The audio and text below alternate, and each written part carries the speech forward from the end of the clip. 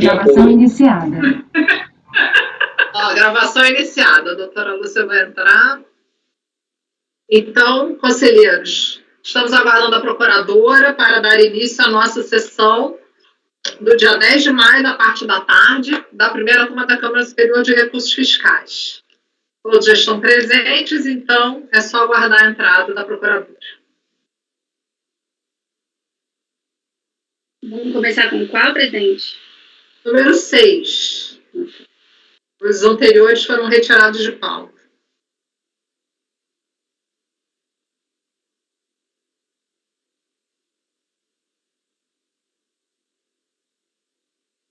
Relatoria da conselheira Lívia, correto? Conselheira Lívia, Deixa só a procuradora entrar que eu vou apregoar.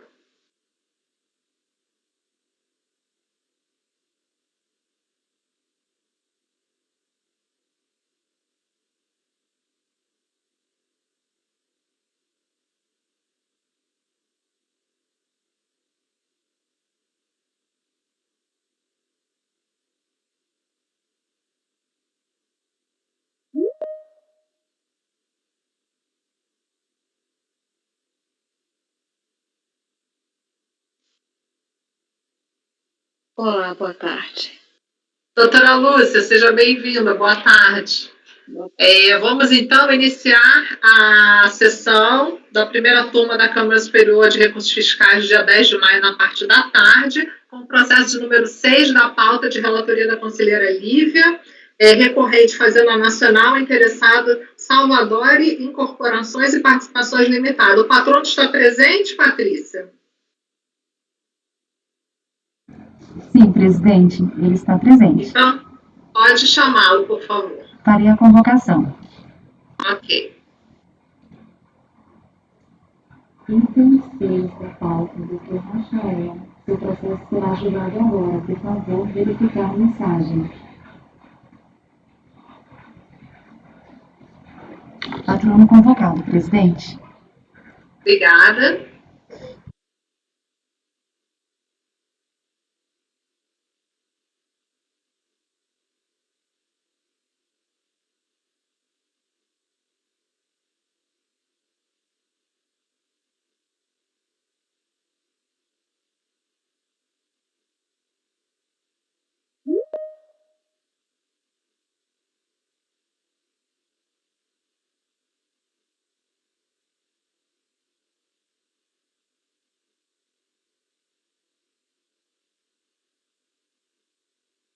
Boa tarde, doutor. Seja bem-vindo. Boa tarde. Boa tarde. Doutor Rafael, bem-vindo à nossa turma, na sessão. Vou pedir para o senhor deixar o microfone no mudo, que a relatora vai iniciar, então, a sua leitura do relatório. Relatora, só está com a palavra, doutora Lívia. Obrigada, presidente. Então, é recurso de divergência proposto pela Fazenda, em face do acórdão 1301-003-022 de 2018, reproduz a ementa. A Fazenda, primeiramente, opôs embargos de declaração que foram rejeitados pelo presidente de turma por revelar-se manifestamente improcedente a alegação de contradição. Então, a Fazenda propôs recurso especial pretendendo discutir duas matérias: ganho de capital na venda de veículo, custo dos bens alienados, e nulidade por vício formal, erro na apuração do tributo. Aí pede provimento do recurso para que seja restabelecido o lançamento, ou caso assim não entenda, anulado por vício formal. Apenas a primeira matéria foi admitida, tendo a negativa de segmento da segunda matéria sido confirmada pelo presidente da Câmara Superior, após agravo interposto pela Fazenda. Destaco aqui, então, os trechos do despacho de admissibilidade. Nós julgamos essa matéria em final de 2019 também, até o doutor Fernando fez o voto vencedor na época. É questão de ganho de capital na venda de veículos, se entra ou não depreciação. Só para contextualizar a questão da divergência jurisprudencial, né? Então, aqui está o trecho do despacho de admissibilidade, o paradigma, que é um 402.001.787. Não vou me poupá-los de ler aqui o trecho do despacho. Então, o despacho discrimina os valores ainda em discussão nos presentes autos, colocando aqui que mantém-se apenas a discussão administrativa quanto à matéria ganho de capital na venda de veículos, custo do bem alienado. Quanto a demais valores do auto de infração, não será necessária nenhuma apuração, pois o recurso voluntário do contribuinte foi integralmente atendido, motivo pelo qual todos os valores foram exonerados. Então, só para contextualizar também o que está sendo que é objeto do recurso, né? O sujeito passivo apresentou contra-razões, questionando exclusivamente o mérito do recurso especial. É o breve relatório, presidente. Ok, doutora, eu vou marcar seu tempo aqui, não sei se o senhor está me enxergando, tá? Então, aqui, eu vou iniciar seu tempo. Pode começar. Tá bom. Presidente, só uma dúvida antes, se for possível. Eu gostaria de compartilhar 3 slides já. Então, parei, tá? Parei. Tá bom, obrigado. Só para eu não me atrapalhar nessa tecnologia, peço desculpa a todos. Compartilhar um pouquinho. Configurar informações. Nos 3 pontinhos. Uma setinha para cima, abrir bandeja. Perfeito.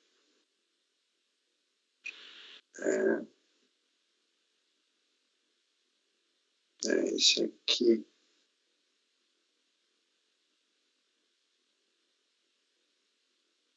Não é esse aqui, desculpem. Alô? Oi, pode falar. É que o senhor compartilhou o aplicativo. Peço, ou eu fecho aqui. A janela está aberta, né? Peraí.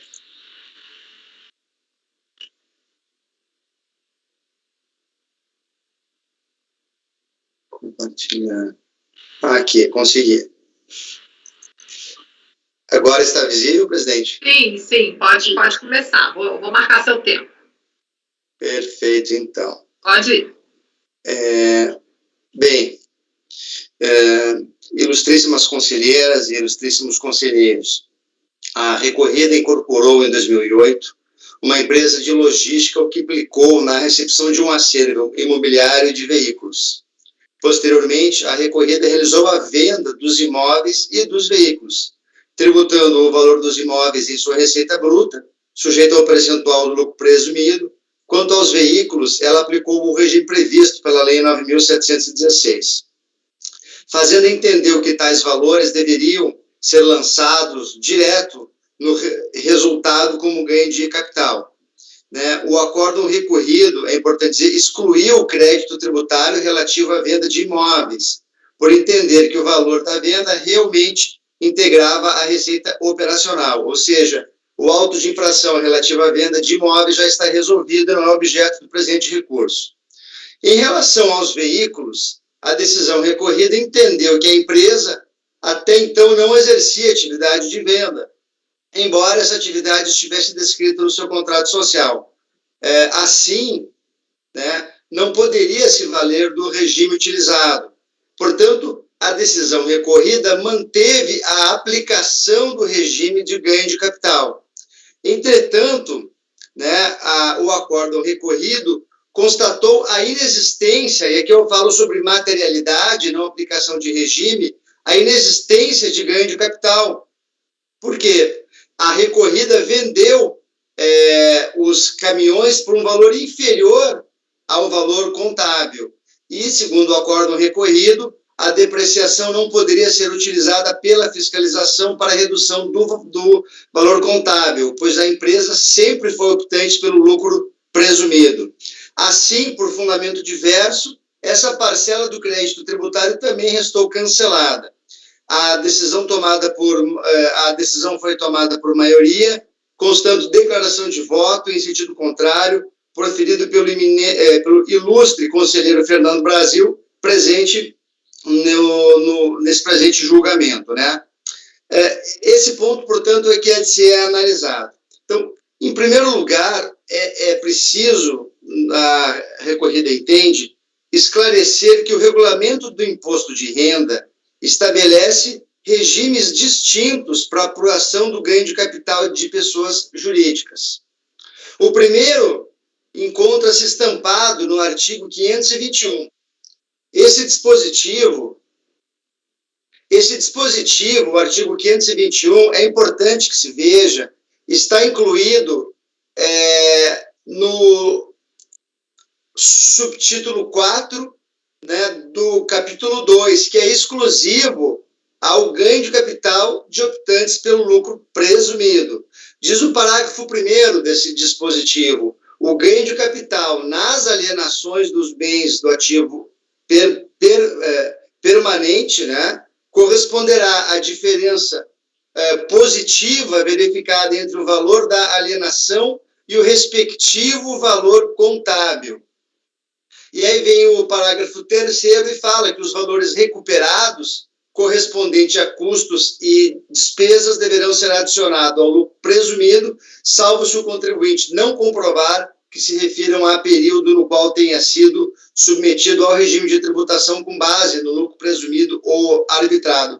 Basicamente, esse parágrafo 3º, com a mesma lógica, né, ele diz mais ou menos assim: olha, se o contribuinte hoje é optante pelo lucro presumido, mas lá atrás ele foi optante pelo lucro real e se aproveitou de uma despesa, como também se aproveitou de uma depreciação, a despesa deve ser adicionada e a depreciação deve reduzir o valor contábil desse bem, pois o contribuinte não poderia ganhar nas duas pontas. Pois bem, esse comando não poderia ser mais claro ao fixar a regra para apuração do ganho, valor contábil. Despesa alguma deve ser abatida desse valor. Quando dispôs sobre depreciação, o legislador previu apenas sua adição no parágrafo 3º. Reitere-se que o legislador nada referiu a respeito de eventuais efeitos sobre o valor contábil para sua redução em virtude da depreciação. Como bem apontado pelo voto condutor no acórdão recorrido pelo ilustre conselheiro da Fazenda, o encargo de depreciação é despesa que produz efeito sobre o RPJ e a CSLL apenas quando apurados no lucro real. O artigo 418, parágrafo 1º, do Regulamento de Imposto de Renda, por sua vez, com o devido respeito aos posicionamentos em contrário, não infirma essa conclusão que nós acabamos de evidenciar. É importante observar inicialmente que o artigo 418 não se encontra localizado no subtítulo 4, dedicado às empresas optantes pelo lucro presumido, ou seja, independentemente do seu conteúdo, como regra geral, ele não pode derrogar a regra específica inscrita no artigo 521 do regulamento. A prova do que se está dizendo se encontra expressa no caput. Vejam, serão classificados como ganhos ou perdas de capital e computados na determinação do lucro real. O caput dita a lógica da interpretação dos respectivos parágrafos. Portanto, se está analisando aqui as consequências para a atribuição de valor contábil das empresas no lucro real, né? A prova, o parágrafo 1º desse dispositivo expressamente determina que o ganho ou perda de capital terá por base o valor contábil do bem, assim entendido o que estiver registrado na escrituração do contribuinte, e diminuído, se for o caso, da depreciação, amortização ou exaustão acumulada. Reafirma-se, portanto, a regra do valor contábil, a qual sofrerá os efeitos da depreciação nos casos de empresas sujeitas ao lucro real e de empresas hoje optantes pelo lucro presumido, mas que no passado eram optantes pelo lucro real. Esse, portanto, seria o caso.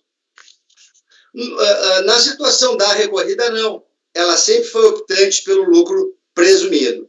Daí a ressalva feita pelo parágrafo 1º do artigo 18, de que a depreciação reduzirá o valor contábil do bem, se for o caso. Ainda de ser referido que a depreciação, que a aplicação equivocada desse dispositivo, do lucro real, para derrogar um comando claro do lucro presumido, enfrenta uma clara resistência do artigo 108, parágrafo 1º do Código Tributário Nacional, que diz: o emprego da analogia não poderá resultar na exigência de tributo não previsto em lei. Se não há regra específica dispondo sobre a redução do valor contábil no lucro presumido, não se pode, por analogia, aplicando uma regra do lucro real, gerar um acréscimo patrimonial onde não existe. Enfim, e não se diga que a despesa da depreciação estaria incluída nas despesas presumidas das empresas optantes pelo lucro presumido, o que autorizaria a sua aplicação, reduzindo o valor contábil. Esse louvável raciocínio, no nosso modo de ver, não se sustenta.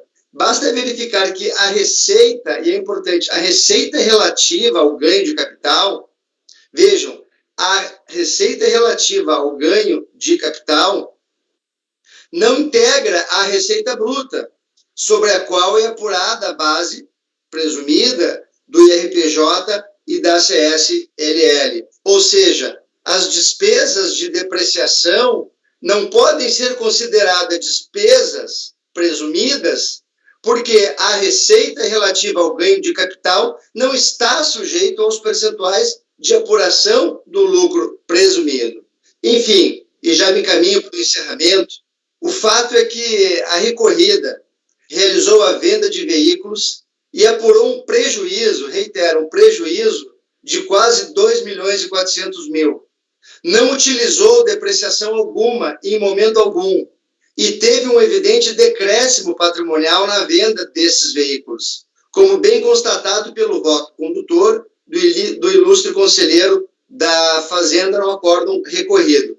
Enfim, a recorrida está no pior dos dois mundos. Não utilizou a depreciação e ela está sendo utilizada contra a recorrida para a tributação de um decréscimo patrimonial.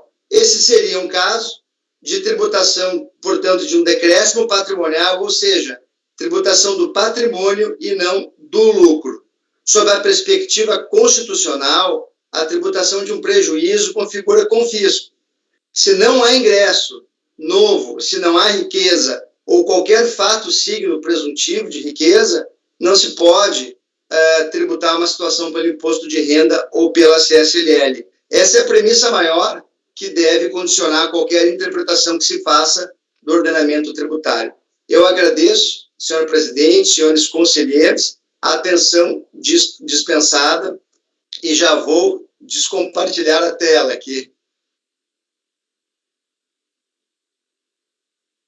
Consegui? Conseguiu. Opa. Ok, doutor, muito obrigada. Conselheira, está com a palavra. Conselheira Lívia. Passando ao voto, o recurso é tempestivo, atendeu os requisitos de admissibilidade e não houve questionamento pela parte recorrida quanto ao segmento. Eu adoto as razões do presidente de Câmara que reproduziu no relatório para conhecer do recurso, com algumas observações, que eu passo a fazer. Observo que o acórdão recorrido deu provimento ao recurso especial do sujeito passivo quanto ao item ganho de capital na venda de veículos, sendo que a decisão estabeleceu duas premissas, quais sejam: considerando que o propósito inicial era utilizar os veículos para alocação, é inviável tributar as receitas auferidas na venda desses bens como receita bruta da atividade. E 2. Não encontra amparo legal o procedimento adotado pelo sujeito passivo de apurar o IR/ACS de acordo com a sistemática do artigo 5º da 976 de 98, eis que esse dispositivo se destina de forma muito específica às empresas que tenham por objeto social a compra e venda de veículos, bem como exige o cumprimento de formalidades que não foram observadas. Então, a decisão, ela tem essas duas premissas, e aí ela conclui: a forma de tributação cabível, no caso dela, é o ganho de capital. E aí passa a discutir, então, a base de cálculo. Em seguida, a decisão recorrida observa que a autoridade lançadora apurou de forma incorreta o ganho de capital e, por tal razão, cancelou o lançamento. Transcrevo aqui, então, o trecho final da decisão recorrida, onde ela considera, então, a inexistência de ganho de capital no caso, e, por isso, exatamente como foi observado pelo patrono na sustentação oral, observa aqui que esse acordo tem uma declaração de voto do conselheiro Fernando. O conselheiro Fernando cita a sua posição no acórdão que foi citado como paradigma, então, assim, a admissibilidade está bem tranquila nesse caso, no meu ponto de vista. Né? A Fazenda se insurge apenas quanto à conclusão do acórdão recorrido, trazendo o paradigma que foi considerado apto a caracterizar a divergência nos termos do artigo 65 do RICAF, né? Ressalto que o recurso especial da Fazenda não traz questionamento quanto às questões que eu refiro ali em cima como premissas do voto condutor do acórdão recorrido, que é, então, a questão de que é inviável tributar como receita bruta da atividade e que também não se aplica o procedimento da 976, né? Em suas contrarrazões, o sujeito passivo questiona não apenas os fundamentos do recurso especial da Fazenda, né, como também as premissas do voto condutor do acórdão recorrido. Então, nas contrarrazões, ele parece querer fazer como se fosse um recurso adesivo e querer questionar, então, também ele ganhou, né, na turma baixa, mas como teve recurso da Fazenda, ele também questiona as premissas da decisão. Ele não menciona, nas contrarrazões, nenhum paradigma, que se fosse o caso, talvez, e aí questão não é o caso, então não vale a pena debater isso, mas se ele tivesse mencionado paradigmas, enfim, a gente poderia talvez querer aceitar essas contra-argumentações dele contra os fundamentos da decisão recorrida como um recurso adesivo, sujeito à admissibilidade também. Então eu mandaria a admissibilidade para ver se realmente esse recurso adesivo poderia ser aceito, mas a admissibilidade ao presidente, né, também. Ele não cita paradigmas, então não é o caso aqui de considerar isso como um recurso adesivo, eu entendo, pela completa falta de requisitos para isso, né. Então eu observo aqui que em caráter preliminar, né, que o presente voto, meu voto no caso, não abordará o mérito das questões tidas como premissa no voto condutor do acórdão recorrido, eis que não são matéria do recurso da Fazenda, e também não houve qualquer alegação de existência de divergência que pudesse caracterizar, provocar uma análise de admissibilidade, então, como um recurso adesivo, que não está previsto no regimento, mas, enfim, a gente conseguiria trabalhar isso aqui em hipótese, né? Então, eu esclareço que o presente recurso especial é conhecido nos termos do despacho de admissibilidade. O mérito é só discutir a questão da base de cálculo no lucro presumido, se inclui ou não depreciação, porque é isso que a Fazenda pretendeu discutir, e é isso que foi admitido pelo despacho, né? Então, eu passo a análise do mérito nesses termos. Então, a Fazenda sustenta, na linha adotada pelo paradigma, que não se pode considerar como custo do bem vendido o valor original, o valor de aquisição, sob pena de permitir a dedução duplicada do custo de aquisição. Tá, o raciocínio tem por premissa que, na tributação com base no presumido, todos os custos de despesa da pessoa jurídica já são presumidamente considerados quando da aplicação do correspondente coeficiente de presunção do lucro, de modo que deve-se considerar como custo do bem o valor depreciado e não o valor original. Nesse ponto, o acórdão recorrido observou que a presunção manifestada pela aplicação do coeficiente no regime do presumido não se refere a nenhuma despesa específica, nem à soma de despesas individuais e, por tal razão, conclui que não se pode pretender considerar, para fins de determinação do valor do custo do bem, os encargos de depreciação e esses que não foram especificamente deduzidos na apuração dos tributos. A questão é bem simples, né, bem pontual. Exatamente como eu resumi aqui. Essa discussão não é nova nessa Câmara Superior, tendo sido julgada nos termos do Acórdão 91.004.436, de 8 de outubro de 2019, que foi de minha relatoria e teve voto vencedor do conselheiro Fernando, e reproduzo aqui a ementa do voto dele. A composição era bem diferente, né? Participaram André, Cristiane, Edeli, Demétrios, Fernando, eu, Amélia, Viviane e André. E foi por maioria vencidas eu e Amélia.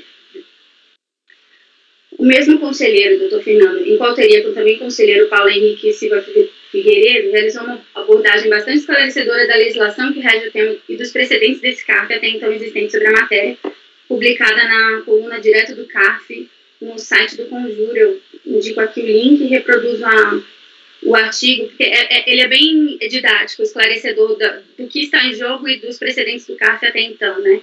Sem colocar nenhuma posição decisória aqui no artigo, é bem interessante. Acho que ele delimita bem a questão também.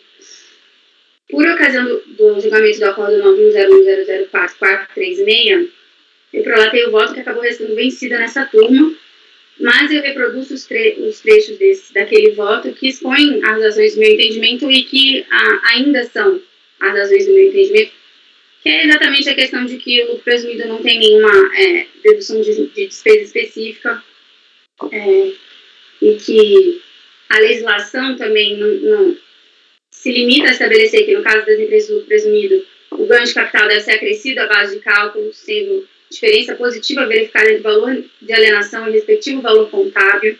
Assim, para a definição do conceito de valor contábil, para fins de apuração de ganho de capital, é necessário levar em consideração a lógica da sistemática, dessa sistemática de tributação. E, para mim, na lógica do presumido, os encargos de depreciação não influenciam na apuração, né?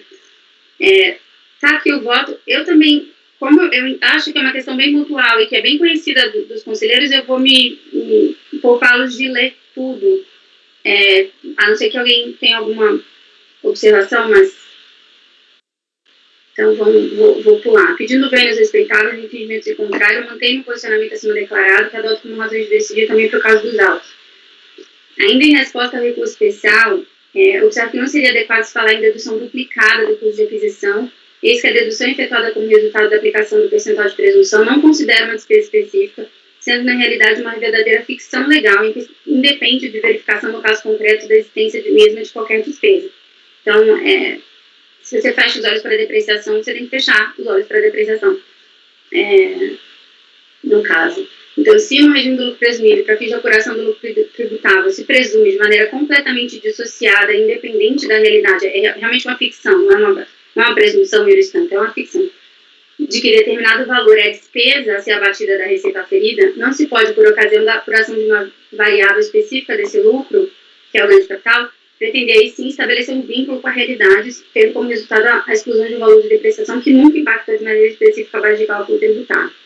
Então, também por isso concordo com a interpretação de que a expressão "se for o caso", contida no 418, parágrafo 1º do Rio, implica que a própria norma admite a existência de hipóteses que a depreciação não deveria ser excluída, das quais seria exemplo o caso que a depreciação, a despeito de ter ou não sido registrada contabilmente, não interferiria na apuração do lucro.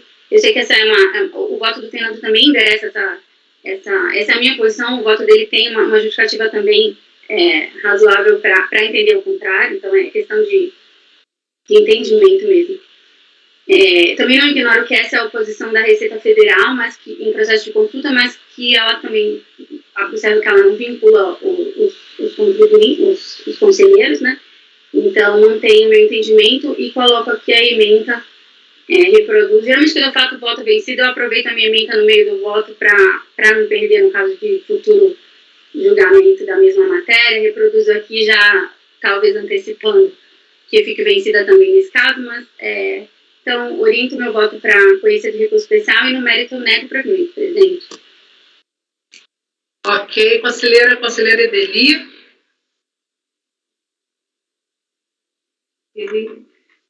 Vou acompanhar a relatora integralmente no conhecimento, né, porque votamos juntas quanto à possibilidade de fungibilidade de contra-razões em recurso especial adesivo no 9101004262, né? Eu, você e Demétrios, né, contra a maioria do colegiado, né? Doutora Adriana, André, Cristiane, Viviane, Amélia e André, não sei se já tinha falado André não participou, ninguém mais que estava aqui participou desse julgamento, né? Entendi, fiquei vencida na minha proposta de conversão, não só alertando, né, que o seu voto parte dessa premissa com a qual eu concordo no conhecimento. Se houvesse paradigmas, eu converteria as contrarrazões em recurso especial e mandaria para a admissibilidade, né? No mérito, divirjo, né, mantenho o entendimento expresso no voto já citado do conselheiro Fernando, né, a contribuinte, poderíamos ter alguma discussão se as depreciações não estivessem contabilizadas, mas aqui se trata de depreciações contabilizadas, então não se trata de falar da dedução dessas depreciações no momento da venda, mas sim da dedução que já foi feita no passado, né, incluída nos coeficientes de presunção, né, que reduziram o lucro contábil também no passado, e se a legislação usa a expressão valor contábil, né? Então, poderíamos ter alguma discussão se as depreciações não estivessem contabilizadas. Aqui, no caso, estão contabilizadas, nem mesmo essa discussão subsiste. Então, divirjo para restabelecer a exigência nessa parte. Ok. Conselheiro Fernando, como vota? Presidente, parabenizar o voto da conselheira Lívia, sustentação oral do doutor Rafael, sempre brilhante, mas mantenho meu entendimento, eu vou acompanhar meu conhecimento, também não teria problema no recurso, questão do recurso adesivo, se fosse o caso, desde que retornasse para a admissibilidade, desse a oportunidade eventualmente da PFN contra razoar também, né? Mas não é o caso. Eu repito aqui meu voto, que eu já proferi lá no acórdão 9101004436 e também na declaração de voto que fiz no acórdão recorrido, né? Eu entendo que o contribuinte, quando ele está apurando os seus resultados com base no lucro presumido, durante aquele período, todas as suas despesas e custos, eles estão compreendidos naquele coeficiente de presunção. Então, se o contribuinte tinha um determinado ativo que de alguma maneira, incorria aí a sua depreciação ao longo do tempo, se fosse o caso até uma amortização, há de se compreender que no momento da venda se levar em consideração que aquele custo, ele já foi, ou aquela despesa, ela já foi implicitamente utilizada quando da apuração com base no lucro presumido, sob pena, nesse caso aqui, fica bem evidente que o contribuinte, inclusive, contabilizou essas despesas de depreciação, então fica muito claro que seria a possibilidade de uma dedução em dobro, ao menos do ponto de vista teórico e de como foi construída a tributação com base no lucro presumido. E, de fato, como lá na turma ordinária já teve essa discussão da expressão utilizada no 418, lá, se for o caso, se for o caso, por exemplo, é um terreno, o terreno não está sujeito à depreciação, não teria como eu reduzir esse valor de um bem ou de um direito não sujeito à depreciação, não sujeito à amortização. Então, com a dúvida vênia, parabenizando novamente o voto da conselheira Lívia, eu vou votar com a divergência aberta pela conselheira Deli e da maneira como eu votei já no acórdão recorrido. Ok. Conselheiro Toselli, como vota? Presidente, acho que a questão aqui, ela não gira em torno de um direito ou não à dedução fiscal, e sim ao que é o ganho. Ainda que você pode falar que essa dedução ela impacta o ganho, não é essa dedução ordinária de formação da renda líquida.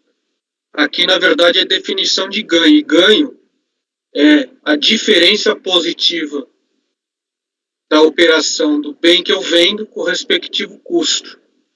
Então, eu não consigo aplicar o racional de dedução. Óbvio que, para quem está no lucro real, a despesa de depreciação, ela antecipa a dedução do custo. Então, você pode falar que o custo contábil ele é o líquido de depreciação para o lucro real. Mas para o presumido, a própria lógica é aplicável para a receita operacional, Então, aquele percentual de presunção, ele cai na regra do que é da receita da atividade. E o ganho, ele entra por fora. E o que é ganho? É venda menos custo. Então, eu acompanho a relatora, presidente. Ok. Conselheiro Matosinho, como vota? Presidente, duas observações. Com relação ao conhecimento, eu confesso que, para mim, essa proposição feita pela relatora de recurso adesivo é completamente inovadora, até para minha... Assim, eu nunca tinha pensado nesse aspecto. Concordo com o conhecimento, é evidente, ele é expresso, claro, mas eu vou votar pelas conclusões, até assim, vou me resguardar, nem vou discordar, nem concordar, porque eu sinceramente, assim, achei uma posição interessante, mas não pensei a respeito, vou pelas conclusões. Até fico com a seguinte, precisa entrar em debate, mas se ao fim e ao cabo, se a relatora acolhesse aliás, não acolhesse a proposição da... Não, ela acolheu, né? Não acolheu a proposição da Fazenda. Se ela acolhesse, ela não teria que enfrentar, ela não teria. Se ela poderia, inclusive, usar como fundamento para manter a decisão, um desses argumentos já discutidos no acórdão de recurso voluntário, né? Assim, se essa matéria não seria devolvida em conjunto e ela poderia, independente de um recurso específico do contribuinte, porque ele não poderia manejá-lo, ela poderia estar abrangida na discussão, independente de um conhecimento. Me parece que sim. Eu acho que ela poderia, dando provimento por um lado, dizer, não, mas eu concordo com o contribuinte que por esse outro não seria exigido, me parece. Mas então, no conhecimento, eu voto pelas conclusões. No mérito, com a devida vênia, também eu vou acompanhar a divergência. Eu pondero duas coisas. Primeiro, que a legislação é clara quando fala em lucro em resultado contábil, né? Valor contábil. E isso é consagrado que o valor contábil é o valor do bem menos a depreciação. Como disse, eventualmente poderia haver uma discussão se não houvesse o registro contábil da depreciação. Não enxergo, o patrono teve um silogismo que não tem, me parece, razão, no sentido de que, pelo fato do ganho de capital integrar os outros ganhos, ele poderia, então, a depreciação não teria nada a ver. O problema é que a depreciação que está se discutindo é aquela lá de trás, é lá no outro momento da apuração da base mensal. Então, é nesse sentido que o aproveitamento estaria implícito nos percentuais do lucro presumido, né? Contrário ao senso ali, a diferença não tributada estaria abrangida e todas as despesas incluídas nelas as depreciações registradas. E por fim, mas não menos relevante, me parece, notem que o resultado da pessoa jurídica do lucro presumido sujeito à distribuição por isenção de lucros, em princípio seria apenas o lucro presumido. Para dizer que, não, mas ele não influenciou na tributação. Mas se ele tiver a contabilidade, o resultado total é permitido a distribuição. Então, me parece que faz, sim, tem razão de ser a consideração dessa despesa no resultado final, quando do ganho de capital. Então, pelas razões acima, parabenizando ambos os votos, né? Eu corri o olho do voto do Fernando, e o voto da relatora, mas eu vou ficar com a divergência, presidente. Ok. Conselheiro Alexandre, como vota? Também parabenizo a conselheira Lívia pelo excelente voto e também o conselheiro Fernando, aqui já tive o tempo de ler aqui, enquanto isso o voto dele também. Essa questão é uma das questões mais interessantes que a gente tem aqui no âmbito do lucro presumido, exatamente porque a gente trabalha exatamente bem numa linha tênue, né? Porque a gente está trabalhando exatamente com uma questão que no lucro real a gente trabalharia com a dedutibilidade, ali, que a gente teria o efeito da despesa, e no lucro presumido, exatamente por não ter esse efeito da despesa, como regra geral, a gente não vai ter efeito. E aí a maneira de ter efeito exatamente pode ser nessa questão do ganho de capital, já que o ganho de capital é uma, vamos dizer assim, uma diferença líquida do custo. Então aqui é bem uma daquelas questões que se dá de maneira controversa. E, de fato, por essa lógica econômica, essa interpretação que é dada pelo Fernando, ela tem a sua razão de ser, eu acho que ela é viável, sim. Por outro lado, a interpretação aqui que foi dada pela Lívia, que foi seguida pelo Tozelli, ela também é viável. Então, a gente está, de fato, diante daquele cenário que as duas interpretações elas são válidas e lógicas aqui. Então, a gente está bem diante de um conflito que é bem interessante. Nesse momento aqui, a decisão que me parece mais correta, considerando que o contribuinte ele contabilizou, e aí, só aproveitando que o Matosinho fez até aquela consideração que, a princípio, o que ele poderia deduzir seria, distribuir, seria o montante do presumido, e para ele distribuir um valor maior do que o presumido, ele teria que ter o resultado apurado, teria que ter contabilidade. Se ele contabilizou aquela depreciação, ele distribuiu um valor a menor do que se ele não tivesse contabilizado, né? Então, até ele foi prudente, né, contabilizando, até curiosamente, que mostra que contabilmente também ele estava correto, né? Mas nesse momento aqui me parece que eu estou me filiando mais à corrente da doutora Lívia, no sentido de ser um custo entendido mais pela sua literalidade no momento que o contribuinte pagou. Então vou acompanhar a doutora Lívia sem reserva de poder estudar mais o assunto e mudar de opinião no futuro. Aqui. Ok. Conselheiro Caio, como vota? Bom, presidente, depois de todas essas considerações, igualmente eu cumprimento a conselheira Lívia pelo voto, também li a posição do Dr. Fernando, e o voto do Dr. Roberto, que é relator do recorrido, e sem mais rodeios, eu muito tranquilamente me alinho à relatora, me alinho à posição do Dr. Roberto. No sentido de que quando eu entendo que a leitura do Fernando, acompanhada pela Edeli, acompanhada pelo Matosinho, ela, de fato, o léxico, né, as palavras do 481 principalmente comportam essa construção, mas a gente estaria dando vida, na minha opinião, na minha humilde opinião, uma deslealdade da administração, exatamente toda a dinâmica e a mecânica da influência de eventos de custos, de eventos de despesas, de eventos de dispêndio para fins de lucro presumido. Então, eu acho que a leitura que acaba sendo orientada pelo princípio da lealdade, pela lógica máxima do lucro presumido, é considerar o custo histórico, vamos por assim, né? E a irrelevância da depreciação e outros eventos redutores de custos aí. Então, presidente, eu falei que ia ser sem rodeios e fiquei bastante em cima do boi. Acompanho a relatora integralmente. Ok, eu vou acompanhar o conhecimento pelas conclusões, assim como o doutor Matosinho, e no mérito eu vou acompanhar a divergência. Portanto, conhecido por unanimidade e pelas conclusões Matosinho e Andréia, e por determinação legal do 19E, foi negado provimento ao recurso vencidos Edeli, Fernando, Matosinho e Andréia. Bom, alguém... doutor Fernando, pode falar. Deixa eu fazer a declaração de voto, tá? Declaração de voto, Fernando. Ok.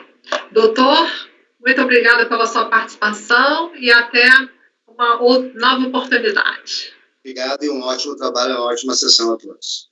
Sim.